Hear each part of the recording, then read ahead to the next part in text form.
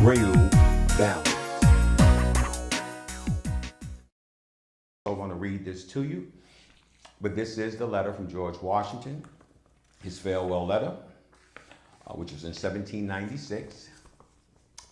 This letter is online. You can get it. You can read the whole thing. I just want to hit on certain parts that are very important and quite appropriate given today's circumstances here in America.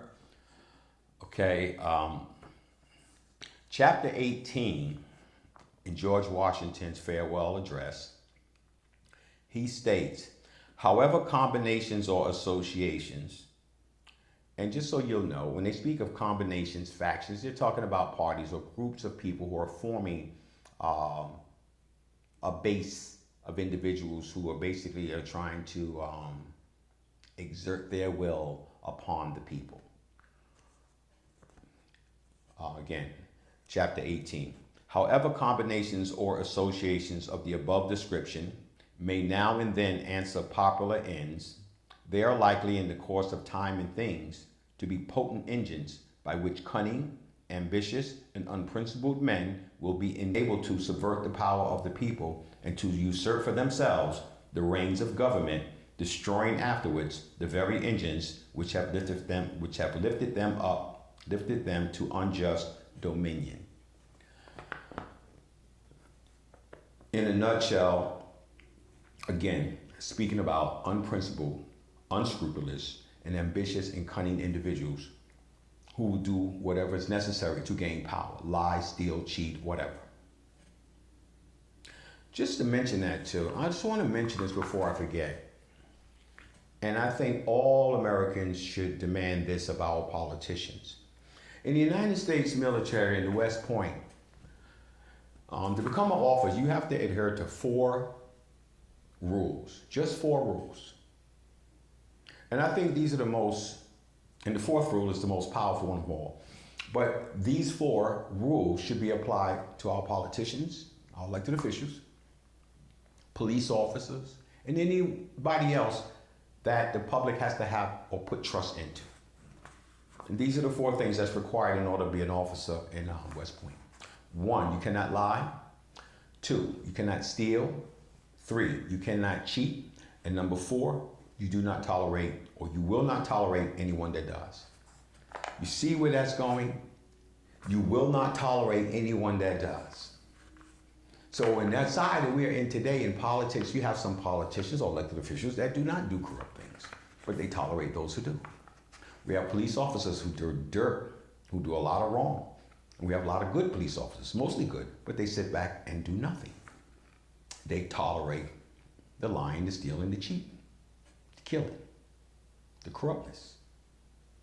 So like I said, these 4 rules, we should demand that our elected officials, our police officers, and any other governmental body that we have to put our trust in adhere to those 4 things. They will not lie, they will not steal, they will not cheat, and they will not tolerate anyone that does.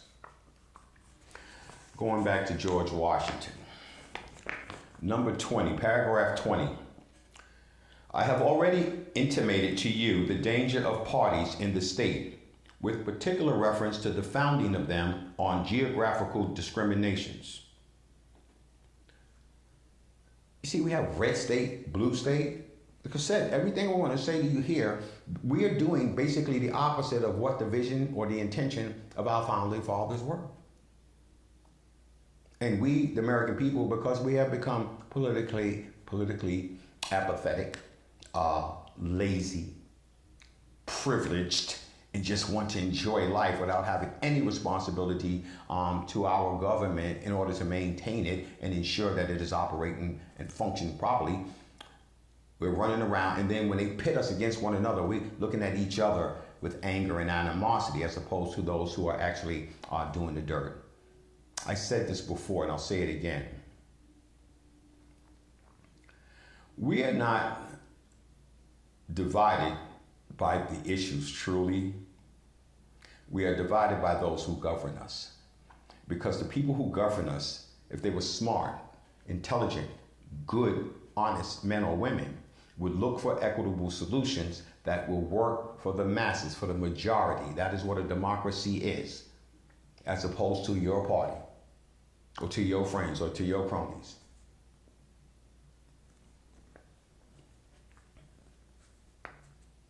Again, what he says again, I'll say it again. I have already, in paragraph 20, I have already intimated to you the danger of parties in the state with particular reference to the founding of them on geographical discriminations. Let me now take a more comprehensive view and warn you in the most solemn manner against the baneful effects of the spirit of party generally.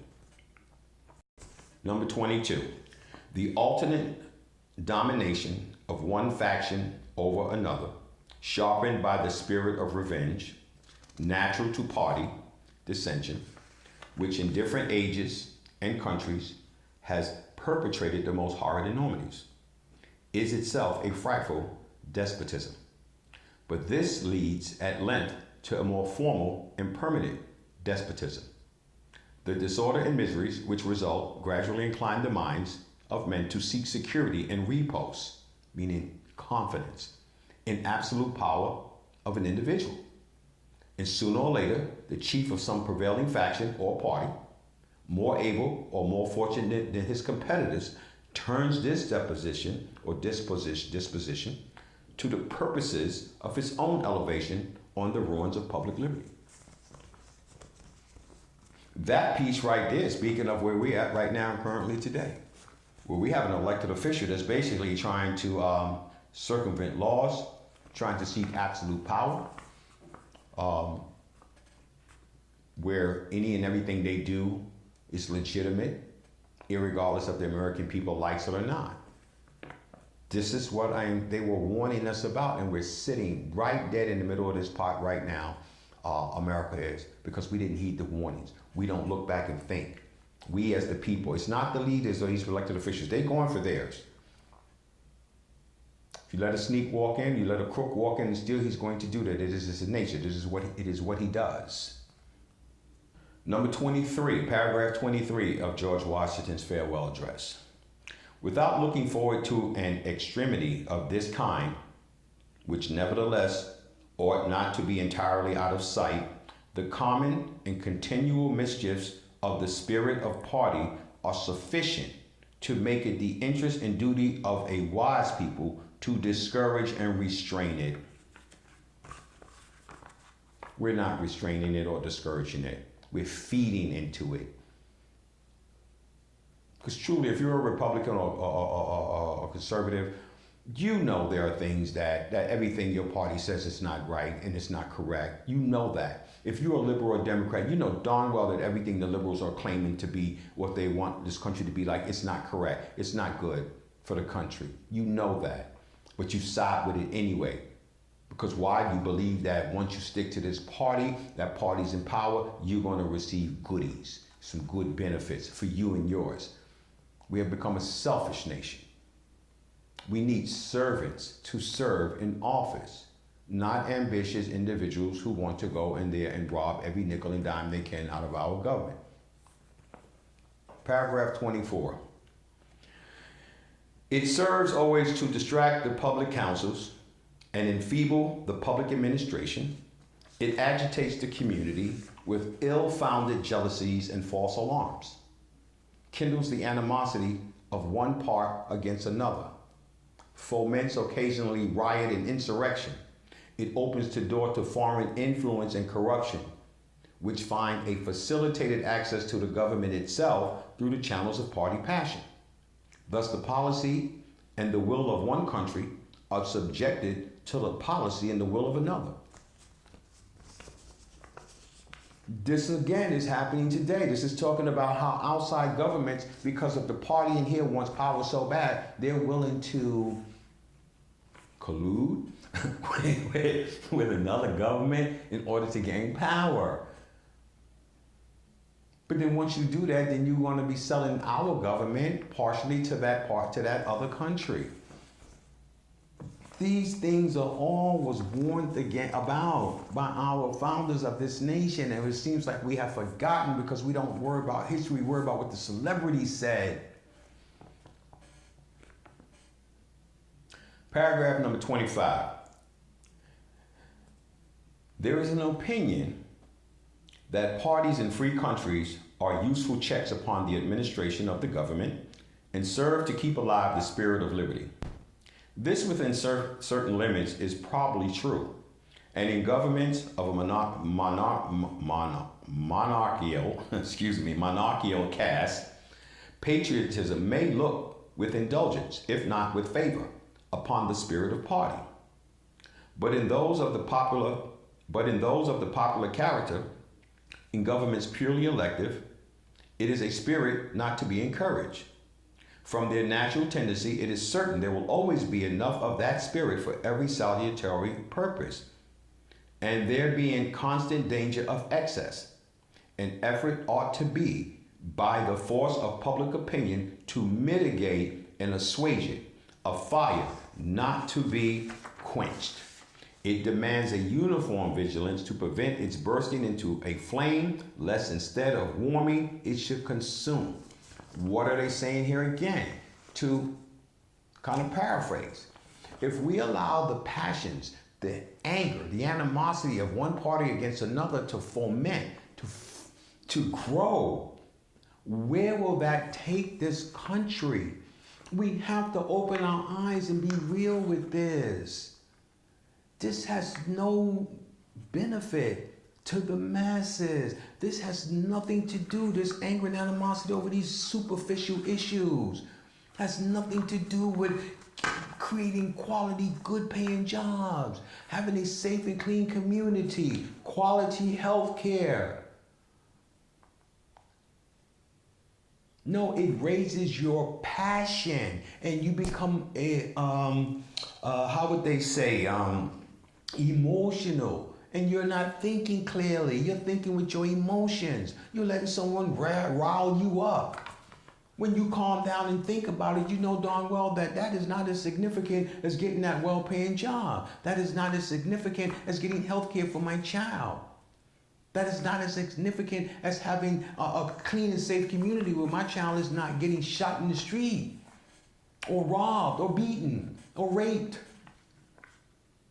This is what's important. And we allow these parties to really grab hold of us with these superficial issues and pit us against one another. It's just mind-boggling. I'm done reading this letter. Enough of it is being said. Like I done said to you, this party scenario situation is really destroying our country. And we as the American people really need to get down to leaders who say, I want to lead. I want to bring America to the point where it is a prosperous nation. It is a nation that is a bed full of opportunity where those who are willing to put in the work, those who are willing to work hard and strive and commit to doing the right things will receive the rewards that they so justly deserve. Not by conniving and scheming, lying and cheating their way up to the top just to get money and power. Once we start recognizing people of quality and moral character, people who are real true servants, and giving them the recognition they deserve, then maybe the rest of the people will start waking up knowing that maybe that's a path I should want to go down, as opposed to all I need to do is get me some money and power and I am in. They can't touch me. I could kill you, I could rob you, I could rape you, I could do whatever I want because I got money and power. That's why many people are gravitating to it, because it makes it feel like you become invincible. God is out the picture pretty much, because no moral quality, moral character is not seeming sufficient to put you in a good light in the eyes of the people these days. America, I'm going to keep putting out these videos. We're going to be talking about the specific issues. We're going to have videos of these two parties going at it, spewing out their lies, their hatred, their divisiveness. Not one of them, either side, do you ever hear say, hey, here's a solution. Here's an equitable solution. Neither side may get all what it wants, but it puts America on a healthier path, on a stronger foundation. No one says that. All they keep doing is telling you how negative this other side is and how they're going to harm you and hurt you and vice versa. And we're just stuck in this damn mud. going nowhere. Going home, watching Netflix, trying to block this stuff out of our minds. Wake Up America, I'm here with the videos. I would like you people to please comment on what you're hearing. Give me some ideas of where we can go further, that I can go further and bring more information to you, or specific things you'd like to hear more about.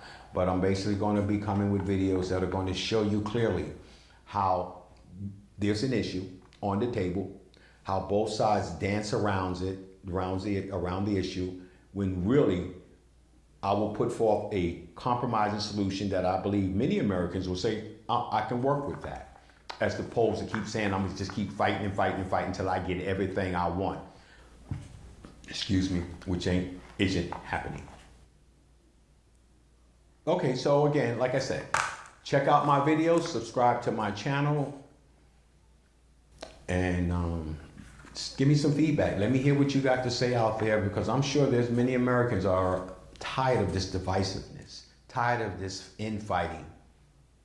We are 50 nations, the United States. And when we start talking red state, blue state, that's talking like, divisive Civil War type mindset.